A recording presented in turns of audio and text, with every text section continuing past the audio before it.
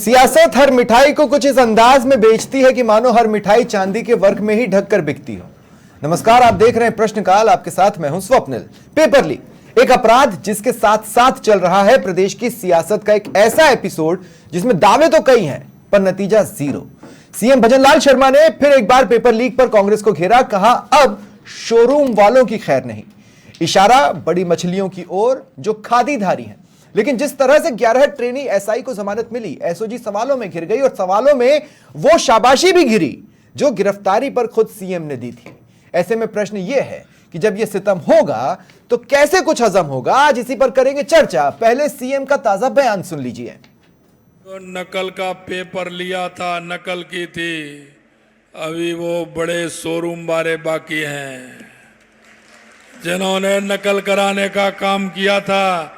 हम आपको विश्वास दिलाते हैं जिन्होंने हमारे युवाओं के सपने को बर्बाद किया है, हमारे युवाओं के आंखों में आंसू लाने का काम किया है। कितना भी बड़ा आदमी हो, हम उसे छोड़ने वाले नहीं हैं, छोड़ने वाले नहीं हैं। और मेरे साथ जो गेस्ट जुड़ रहे हैं आपको इंट्रोड्यूस करवा देता हूं। मेरे साथ कृष्ण कुमार जानू जी बीजेपी की ओर से हैं, भीमराज जाखड़ जी कांग्रेस की ओर से, अनिल गोठवाल जी रिटायर्ड आरपीएस हैं और राधेश्याम भारती जी राजनीतिक विश्लेषक हैं। आप सभी का स्वागत है समाचार प्लस पर। मैं शुरुआत अनिल गोठवाल जी आपसे करना चाहता हूं। जिस आधार पर 11 ट्रेनी को जमानत मिली, अब हो क्या गया है कि आप कल को कुछ भी साबित कर दीजिए, मीनिंग तो यह निकलेगा कि जब आपने इनको पकड़ा आपने अपनी मर्जी से कुछ भी बुलवा लिया, क्योंकि 24 घंटे का तो हिसाब किताब ही नहीं है। देखिए, एसओजी ने बड़ी मेहनत और लगन से इस केस को डिटेक्ट किया और यहाँ तक पहुँचे और इनको अरेस्ट किया। ये एक बधाई के पात्र है एसओजी, नंबर एक। नंबर दो, कुछ कभी कभी कानून के अंदर तकनीकी कुछ कमियां या एरर या मामूली सा हो जाता है, तो उससे ये नहीं है कि केस एकदम रिवर्ट हो गया या उल्टा हो गया। जमानत तो एक अधिकार है हर व्यक्ति का, हर मुलजिम का। लेकिन क्या एसओजी की कार्रवाई के साथ जवाब नहीं मिल गए? जैसे मैं बताता हूं, एक आरोपी अभिषेक 31 मार्च को हिरासत में लिया, 3 अप्रैल को गिरफ्तारी दिखाई। अब 31 मार्च से 3 अप्रैल के बीच अभिषेक क्या भाई निकल जमानत लेते ही आरोपी बोल रहे हैं ना कि हमसे हमारी पुरानी नोटबुक मंगवाकर लेन देन का हिसाब किताब लिखवा लिया गया। देखिए, जो ये सीआरपीसी के प्रावधान का वो बता रहे हैं, तो बाकायदा प्रावधान के तहत ही उसको बुलाया जाता है। कोई भी आरोपी होता है तो उसको सीआरपीसी के प्रावधानों के तहत ही पुलिस को शक्तियां, अधिकार है 41 या जो बता रहे हैं, उसी के तहत बुलाया और बुला के पूछताछ करके छोड़ दिया। अब आप देखेंगे कि कई केसेज में एक बार नहीं, अपराधी जो बनना चाह रहा है वो इसीलिए उनसे बार बार नोटिस भी तो नहीं दिया गया। कानून तो स्पष्ट है ना कि 24 घंटे के भीतर अदालत में पेश करो और 7 साल से कम सजा वाले अपराध में गिरफ्तारी से पहले नोटिस। लेकिन ये तकनीकी चीजें हैं, तकनीकी चीजें समझने की जरूरत है। भाई कानून के तहत ही तो उसको बुला के सीआरपीसी के तहत पूछताछ करेंगे, अनुसंधान करेंगे। उसके बाद जब तक पूरी तरह से संतुष्ट नहीं हो जाएगी कि हाँ इसके खिलाफ अपराध पूर्णतया साबित है, तब भी अरेस्ट होती है। तो सरकारी वकील और एसओजी अदालत में कोई जवाब, उन्होंने एक तो जब तक जवाब मांगे गए पेश नहीं किया, पर कोई संतोषजनक जवाब भी तो नहीं दे पाए, नहीं तो जमानत नहीं होती।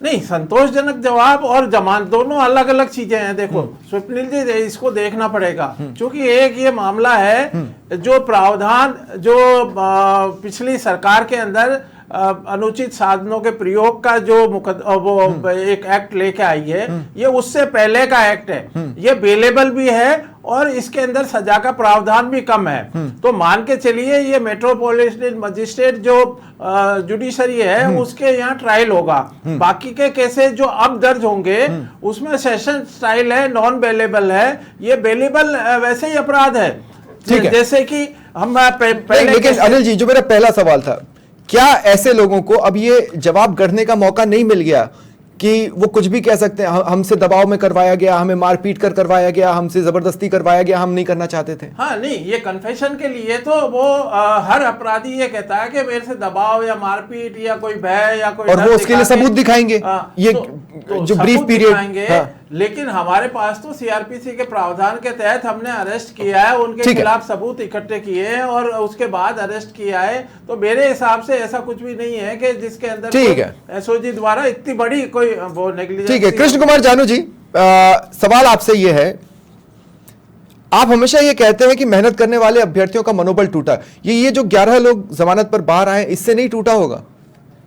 देखो, जमानत मिलना हाँ। अपराध और आरोप से मुक्ति मिलना नहीं कहा जा सकता। ये जैसे कहते हैं ना कि बोलते समय टंग स्लिप होने से पर कोई आरोप शब्द लगाना भी निकल तो जाता दोष सिद्ध नहीं करता। आप तो आरोप ही लगा रहे हैं ना लोगों पर।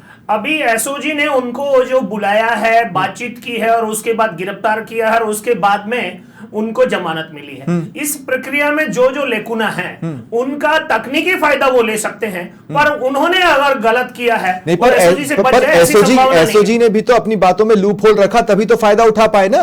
ये वही अधिकारी हैं जिनकी पीठ खुद सीएम ने थपथपाई थी, बुलाकर भी आओ क्या शानदार काम किया, क्या गिरफ्तारियां की हैं, ये सीएम साहब ने कहा। और उसके बाद क्या हुआ? जिनको गिरफ्तार किया उनमें से 11 जमानत पर बाहर। देखो, कहीं न कहीं जो लेकुना रहता है, 100 दिन में करना है, प्रेशर है और ये सारा जो प्रक्रिया है, इसमें एसओजी जो है उसके काम पर संदेह की नजर से देखने की जरूरत नहीं है। काम जल्दबाजी में और उस काम को जिस प्रकार मुख्यमंत्री ने बुलाया, उनकी पीठ थपथपाई। अरे पर हड़बड़ी का काम अगर शैतान का, तो हड़बड़ी का काम इंसाफ का थोड़ी ना हुआ। न्यायालय उसको हड़बड़ी से नहीं, न्यायालय ने हड़बड़ी नहीं की। आप ये कह रहे हैं कि एसओजी हड़बड़ी में और 100 दिन के दबाव में कर रहा है।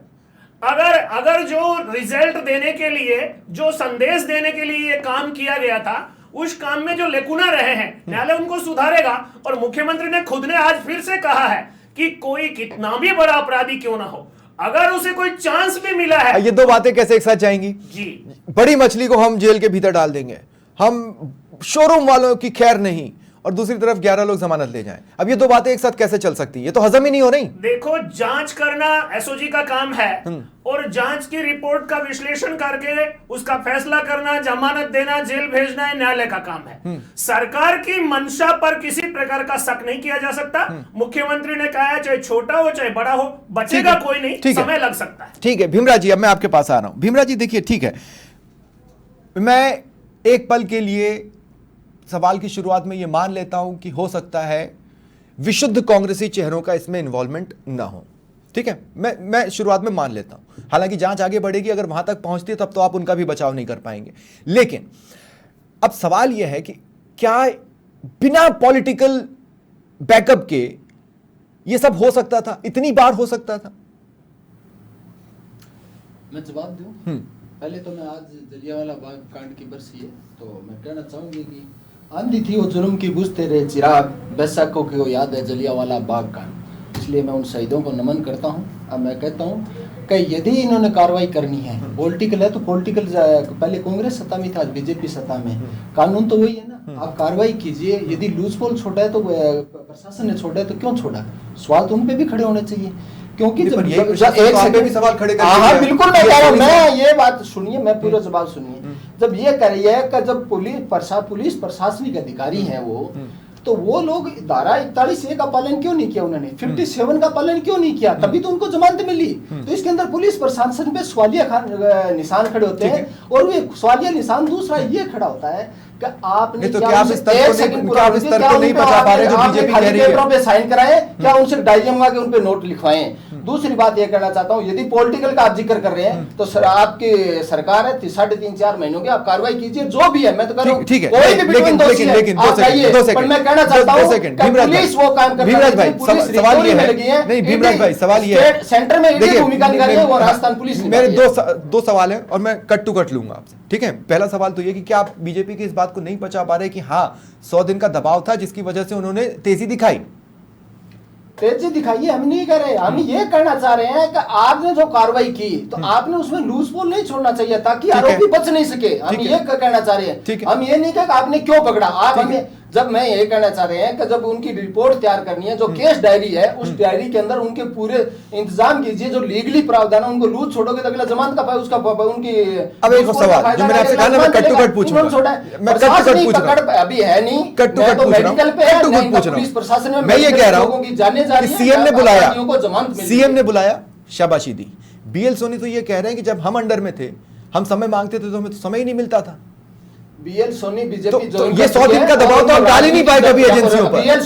बीएल सोनी जब थे सीट पे होते, बयान देते, और दूसरी बात बीएल सोनी के पास क्या पावर नहीं था, दूसरी बात बीएल क्या सोनी power था? राजनीतिक वो तो राजनीतिक इंतजार कर बयान रहे दे रहे हैं, आप बीजेपी ज्वाइन करके उनके बयान का कोई महत्व नहीं रह जाता। कैसे नहीं रह और जाता? कैसे आज एक बात बताइए, आज वो बीजेपी ज्वाइन कर रहे हैं तब क्या कैसे ये आता है political उनका? motivation तो अलग मैं है। ये कहना चाहता हूँ, एक मिनट बात सुनिए, हाँ। आप उन पे कार्रवाई कीजिए, कार्रवाई करने में कांग्रेस को डोनेट करे, कांग्रेस कैसे करिए? अरे और भाई, हम खिलाफ- और ये दूसरी सवाल यहाँ ये खड़ा ये है, तो यदि तर्क ही नहीं बीजेपी को कार्रवाई बना। विमराज भाई, ये तो तर्क ही नहीं स्वप्निल जी, बना। मैं अगर आप बता रहा किसी हूं। अधिकारी को वीआर दिलवाकर टिकट देते हैं तो क्या वो तब तक बैठकर कांग्रेस की विचारधारा पर काम कर रहा था? कांग्रेस की बीजेपी की विचारधारा विचारधारा नहीं का करनी है, विरोध? संविधान की विचारधारा पे क्या करना है? कोई हाँ। कांग्रेस बीजेपी की विचारधारा तो फिर वो नहीं, बिहार क्यों संविधान के लेगा? तहत पुलिस अधिकारी है और संविधान की विचारधारा पे काम करना है, किसी भी पार्टी की विशेष की विचारधारा नहीं होती वहाँ। अधिकारी VRS जिस लेते हैं ना। संवैधानिक पद पे बैठा हो वो संविधान की ठीक है। विचारधारा होती है। मैं ये कहना लेकिन चाहता हूं, बीएल आप सोनी ने कार्रवाई भी कीजिए, एक बहुत सेकंड। से सवाल आपके ऊपर मैं छोड़ के बिल्कुल गए हैं। मैं ये कहना चाह रहा हूं, आपको याद नहीं है अशोक गहलोत अशोक गहलोत जब मीडिया के सामने आए, मीडिया ने बताया, कार्रवाई कीजिए। देखिए बीएल सोनी वही कह रहे हैं, जब अशोक गहलोत मीडिया के सामने आए तो मीडिया ने बताया कि साहब आप तक तो पहुंचना ही नामुमकिन था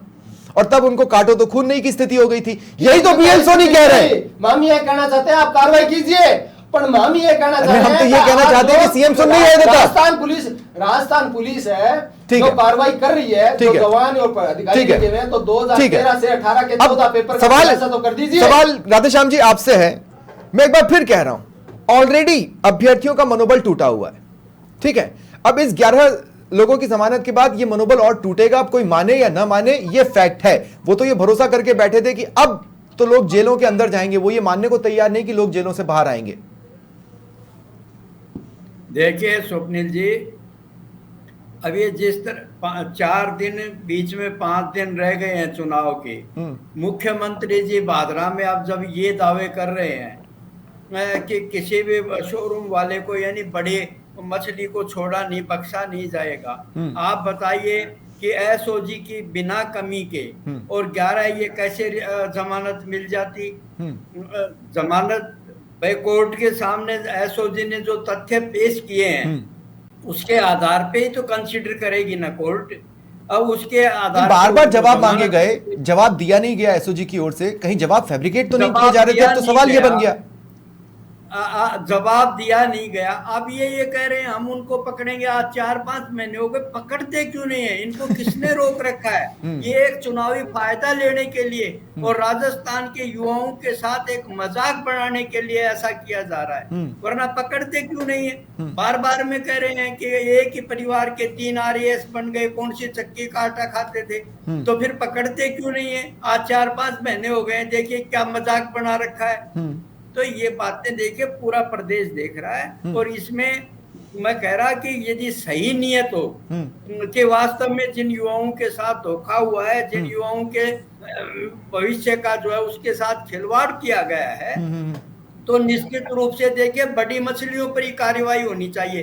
अब मुख्यमंत्री जी ने वहां कह दिया कि 85 लोगों को हम लोगों ने जो है, मुझे तो लगता है कि छोटे छोटे तो सारे पकड़ लिए गए। अब अगर कोई बड़ा है तो पकड़ के एक तो पकड़ के दिखाओ भाई। ये स्वप्निल जी, इससे गंभीर बात यह है कि अब 85 तो वो छूट जाएंगे, जैसे गोठवाल जी कह रहे थे कि वो तो बेलेबल वो उसमें था, अब जो नए पकड़ेंगे उनको नॉन बेलेबल और उसमें सेशन ट्रायल होगा।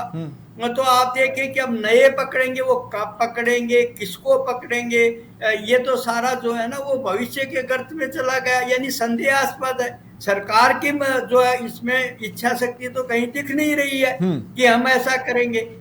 तो ये देखिए ये एक चुनावी स्टंट लग रहा है मुझे, और इसके अलावा और कुछ नहीं लग रहा। ठीक है अनिल जी, जब भी कोई जांच एजेंसी या कोई भी जांच का धड़ा कोई केस क्रैक करने के नजदीक पहुंचता है तो वहां से तो चीजें पैटी पैक होती हैं, एकदम फुल प्रूफ होती हैं।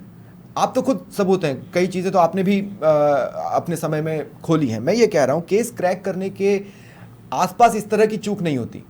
अब एसओजी से चूक तो हुई है, लेकिन मसला यह है कि क्या वो सचमुच केस क्रैक करने के पास पहुंच पाए, या पॉलिटिकल पार्टियां अपनी तरफ से कह रही हैं कि अब तो ये हो जाएगा, वो हो जाएगा, ये आ जाएगा, वो आ जाएगा। देखिए ये देखो, एक तो पॉलिटिकल स्टेटमेंट होता है और एक इन्वेस्टिगेशन है, दोनों में बहुत बड़ा डिफरेंस है। हाँ। कुछ चीज़ें ऐसी होती है कानून के समक्ष कि अगर कोई किसी को हेयर लाइन एक है, अगर जरा सा भी अगर उसके अंदर अपराधी के वकील वो उस बात को उठाते हैं तो ये माननीय न्यायालय का है फैसला कि वो किस तरफ उस केस को डाइवर्ट करे। वो जमानत कैंसिल भी कर सकता है, वो जमानत ले भी सकता है। ये उनके मूड की और उनके सामने जो नहीं, लेकिन क्या इन 11 लोगों की जमानत से बाकी लोगों के लिए जमानत का ग्राउंड नहीं बन गया? हाँ, नहीं, ये बात सही है कि बाकी लोगों को जमानत का अधिकार मिल गया एक तरह से कि भाई उनकी जब जमानत हो गई तो हमारे, लेकिन इसके अंदर एसओजी अब जैसा पेपर्स के थ्रू पता लगा है कि वो इनके खिलाफ जो जमानत ली है उनके खिलाफ वो उच्च न्यायालय के अंदर या सेशंस कोर्ट के अंदर अपील करेंगे। वहां पर जवाब वही देंगे ना जो यहाँ दिया। हाँ, मोटे तौर पर वहां से तो 50-50 का मामला हो गया। लेकिन मैं एक बात कह रहा हूं, आप समझिए, मैं फिर एक और उदाहरण आपको देता हूं कि 2 अप्रैल की सुबह एसओजी ने हिरासत में लिया, 3 अप्रैल की शाम को गिरफ्तार दिखाया गया। अब 2 अप्रैल की सुबह से 3 अप्रैल की शाम तक उनके साथ क्या हुआ, उनने क्या लिखा या उनसे क्या लिखवाया गया या सचमुच कुछ नहीं हुआ, उन्हें बिठाकर दूल्हे की तरह रखा गया, किसे पता है? ग्राउंड तो वो अपने आप बना के दे रहे हैं ना ऐसे लोगों को जवाब देने का। नहीं, इसके अंदर ये जो टेक्निकल चीज आ रही है सामने, उन्होंने ये कहा कि अब जो माननीय सुप्रीम कोर्ट के प्रतिपादित सिद्धांत हैं जिसके अंदर 7 साल के से सजा का कम प्रावधान है, उसके अंदर सबसे पहले अरेस्ट करने से पहले आप उसको नोटिस देंगे। दिए नहीं गए, वो नोटिस नहीं दिए गए, ऐसा सामने आया है। हाँ। तो ये नोटिस का फायदा जो नहीं दिया गया है उसको, अच्छा एक बात बताइए, क्या 100 दिन के दबाव में ऐसा हो सकता है? मतलब जैसे बीजेपी ये कह रही ना कि 100 दिन का हमने दबाव डाला इसलिए थोड़ा बहुत हो जाता, ऐसा होता है क्या? ये सब तो पके हुए लोग हैं, एसओजी में ऐसे ही जाता है क्या कोई? नहीं, 100 दिन का दबाव ऐसा नहीं है। 100 दिन का दबाव तो ये था कि भाई इसको क्रैक कर लिया, अरेस्ट हो गया, अब चालान पेश करना, ये नहीं करना। हमारा 100 दिन तो वो 90 डेज का जो सीआरपीसी में प्रावधान होता है कि 90 दिन के अंदर अगर चालान पेश नहीं होता है तो उसका वो जमानत कोर्ट ले सकती है बिना पुलिस के पूछे। अब ये 100 दिन का जो कार्य योजना है उसको इससे जोड़ने का मेरे हिसाब से कोई तर्क नहीं बनता, कोई तुक या लिंक मुझे भी नहीं नजर आ रहा था। इसलिए कृष्ण कुमार जानू जी, अब मैं 2 चीजें आपसे पूछना चाहता हूं और मैं वही कट टू कट जैसे भीमराज जी से पूछा। एक तो ये शोरूम क्या है, मतलब एक समय तो कलाम था, वो कलाम का क्या हुआ? ये नया शोरूम आ गया, अब मैं ये बैठकर पता लगाऊं कि किस किस कांग्रेसी के शोरूम्स हैं।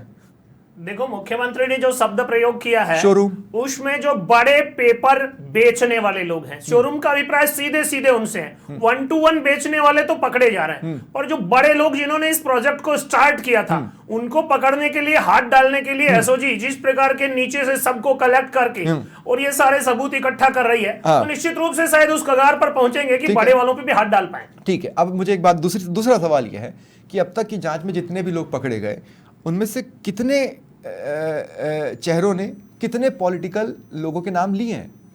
देखो, एसओजी अपनी जांच और अनुसंधान के दौरान होने वाली गतिविधियां पब्लिश नहीं करती है, और वो सीएम साहब पूछेंगे तो बताएगी भी नहीं, सकता है। सीएम साहब खुद पूछेंगे तो बताएगी भी नहीं। देखो, अब सीएम साहब से इस विषय पर पूछ करके मैं टीवी डिबेट में उस विषय को रखूं, लेकिन तो उसकी प्रासंगिकता खत्म हो जाए। पर आप ये तो बता सकते हैं ना कि हाँ, पॉलिटिकल पार्टी के चेहरों के नाम लिए हैं।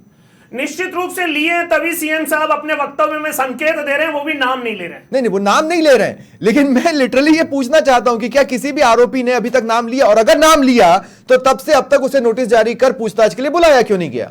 देखो, दोनों ये तो होगा ना। जैसे देखिए, अगर किसी से पूछताछ चल रही है और उसने एक व्यक्ति का नाम लिया तो तड़ से उस व्यक्ति की दिशा में जांच एजेंसियां बढ़ने लगती है और उसको पूछताछ के लिए बुलाया जाता है। अब तक कितने कांग्रेसियों को इसमें भाई किसी को तो बुलाया होगा ना। पेशियां तो चल रही, खुद राहुल गांधी पेशी पर जाते हैं, पूछताछ के लिए बुलाया जाता है, सोनिया गांधी बुलाई जाती हैं अलग अलग मामलों में, तो उनको भी तो बुलाया जाता है। मेरे को तो पता नहीं चल रहा कि कांग्रेस के किसी को बुलाया गया हो पूछताछ के लिए। निश्चित रूप से आपको पता नहीं चल रहा है, लेकिन एसओजी अपने काम को जिस गति से आगे बढ़ा रही है और जिस प्रकार बड़ी संख्या में लोग 1 to 1 सामने आ रहे हैं, ये कहानी का जो पटाक्षेप है ये सीधे तौर पर एसओजी के जिम्मे है, और कोई उसमें राजनीतिक दखल की अपेक्षा करे और ज्यादा अच्छा होगा कि एसओजी इस सारे विषय की कहानी को 19 और 26 तारीख के बाद पटाक्षेप करे, तो राजनीतिक लाभ का आरोप भी नहीं लगेगा। नहीं, 26 के बाद भी क्या, मैं तो कह रहा हूं 4 जून के बाद 10 जून तक का वक्त ले ले, चलो 30 जून तक का वक्त ले ले, लेकिन कर तो दे। क्योंकि अब तो आपने पटाक्षेप शब्द का इस्तेमाल किया, शब्द का भीमराज जी, पटाक्षेप है ना, ये बहुत बड़ा वर्ड होता है। वहां पर जाकर चीजें दी एंड हो जाती हैं जो आप नहीं कर पाए अपने 5 साल में, और ये बात फैक्ट है।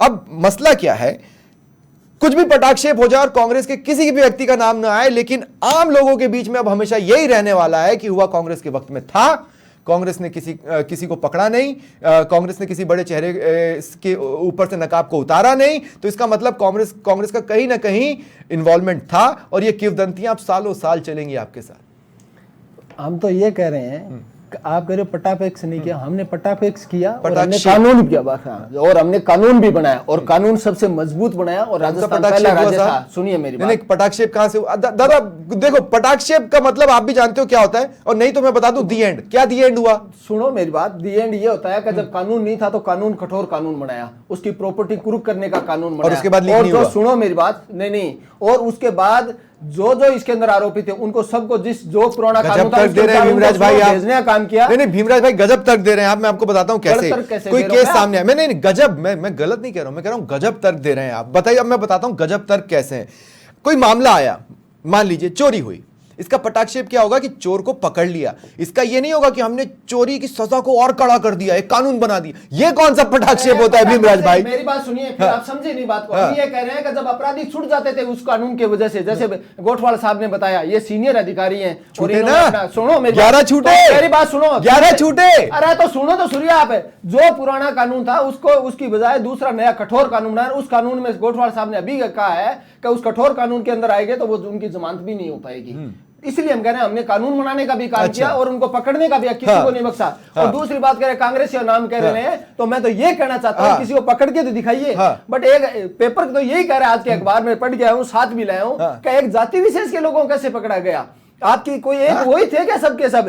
जबकि मैं तो ये कहना चाह रहा हूं, आरोपी होता है। नहीं, आरोपी होता है। मेरी बात, अगर किसी अखबार ने उसको जाति से जोड़ा है, मैं नहीं जोड़ दूंगा, और ना मेरे स्क्रीन पर उसको जाति से जोड़ दूंगा। भी एक समाचार पत्र है और पत्रकारिता के होने दीजिए, किसी का नाम नहीं ले रहा, ठीक है, पत्रकारिता के हिस्से है, पत्रकारिता में आरोपियों, अरे बाबा होगा, आरोपियों में जाति कौन देखेगा भीमराज भाई? मैं बात सुनो, आप जातिगत जनगणना कराने वाले तो आरोपियों को भी जाति से जोड़ देंगे, ये क्या बात हुई? नहीं कह रहा, अखबार कह रहा है, वो मैं बात यहाँ आपके सामने रख रहा हूँ, तब मैं आपको कह रहा हूँ। कानून भी उस जाति की नजर से नहीं देखेगा, कानून आरोपी को आरोपी की नजर से देखेगा। क्या बात कर रहे हैं भीमराज भाई? अपराधी होगा, कोई सा भी अपराधी हो। कृष्ण कुमार जानू जी कुछ शॉर्ट में बोल रहे हैं, बहुत शॉर्ट में चाहता हूँ, बट ये पूछना चाहते हैं क्या 2013 से 18 के बीच में 14 पेपर लीक हुए, उन पे कार्रवाई होगी क्या? ये हम सवाल पूछना चाहते हैं। और क्या ठीक है, वाजिब सवाल है। हाँ कृष्ण कुमार जी, आपने इस सारे प्रकरण की शुरुआत आपके शासनकाल में हुई, आपने उस बात को प्रभावित करने हमारे काल में नहीं, आपके काल में चल रही थी। मैंने अभी कहा 2013 से 18 चल रहा था जानू साहब, और उसकी भी जांच कराइए। नहीं, ये एसआई भर्ती की बात कर रहे हैं,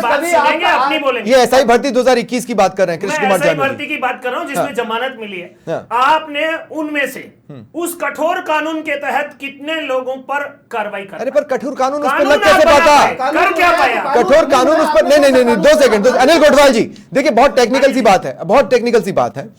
2021 के मामले में वो नया कानून तो लग ही नहीं सकता था, ये तो बहुत बेसिक सी बात है। हाँ, ये कानून अगर 2019 में आया होता।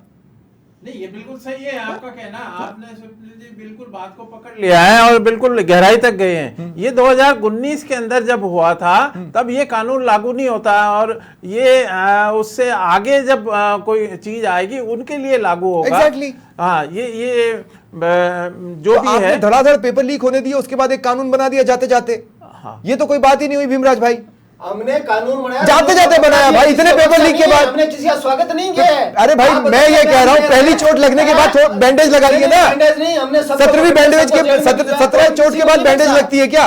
नहीं, ऐसा नहीं है। अरे दादा, कानून बहुत बाद में बना है भाई, और कानून इतने पेपर लीक होने के बाद कानून कांग्रेस सरकार, ठीक है, बहुत कठोर कानून केंद्र ने भी बना दिया, वो भी कह रहे हैं कि लचीला बनाया। अरे जितना भी बनाया है, अब 2 कानून साथ साथ चलेंगे, और पेपर लीक अब भी हो रहे हैं, यूपी में हो रहे हैं, गुजरात में हो रहे हैं, जगह जगह होते जा रहे हैं। वो तो मैं बता देता हूँ, कौन सा कानून डरा रहा है किसी को? कोई कानून किसी को नहीं डरा रहा। सबसे बड़ा घोटाला है, उस पे आज तक कार्रवाई नहीं हुई, और उस जो आप छोड़ के गए थे, जो आप छोड़ के गए थे, कौन से व्यापम वाली बात कर रहे हैं आप, है ना?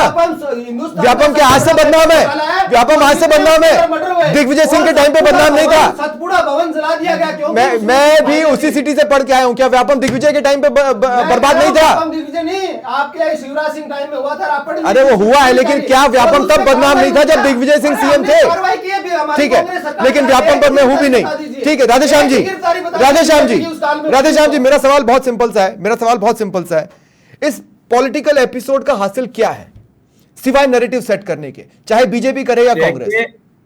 देखिए स्वप्निल जी, जो पीछे पेपर लीक हुए, कांग्रेस, ऐसा कैसे संभव है कि जो है शासन को पता नहीं हो, कांग्रेस सरकार को पता नहीं था क्या क्या हो रहा है। ये कहीं ना कहीं सरकार के जो है उसकी सरपरस्ती में ये सारा हुआ है। अब वो आगे चल के उन्होंने जब देख लिया कि जो है मामला गंभीर हो गया, जब प्रदेश के युवा जो है वो कहीं भड़क नहीं उठे, तो गहलोत साहब ने आनंद फानंद में कानून बना दिया। अब वो कानून तो आगे के लिए लागू हुआ ना, पहले वो तो सब उनको तो माफ कर दिया, इसका मतलब उन पे तो कोई कार्रवाई हुई नहीं। अब भारतीय जनता पार्टी भी ये कर रही है।